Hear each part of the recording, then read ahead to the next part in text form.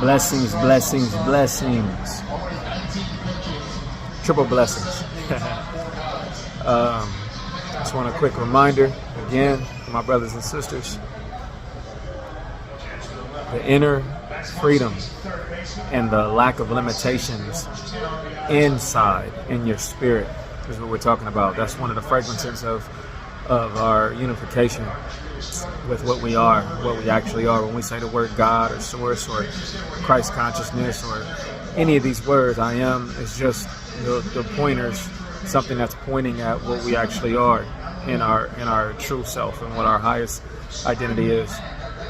Something prior to this place. We suffer and we have problems here because when the appearances happen here, we believe ourselves to be subject to the appearances. We believe ourselves to be limited by the role and the body and everything here.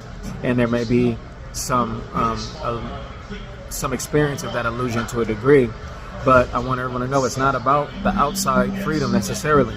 It's because that is not the true freedom. The true freedom is the inside freedom, the freedom of the realization of your consciousness and spirit that you're not ever trapped. You're born again and renewed with every breath, and that anything that needs to be attended to can be attended to naturally. You don't have to take on the roles and identities and the schemes, like it says in the Bible, the schemes of the evil one. All right, what he's just saying is the things that in the mind try to lower you and limit you in your identity, that limit your spirit so that you cannot express what you are, be what you are, or just live in what you are naturally. You feel caged in, not just by the body, but by your own mind and by the projections that others say that you are, or by the commitments that you feel you make in this place.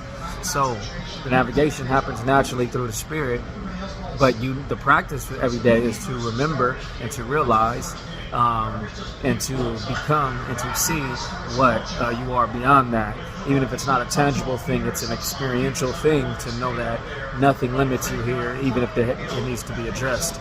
And so therefore you outgrow and you expand certain things, whether it's relationships or situations or jobs or whatever it may be.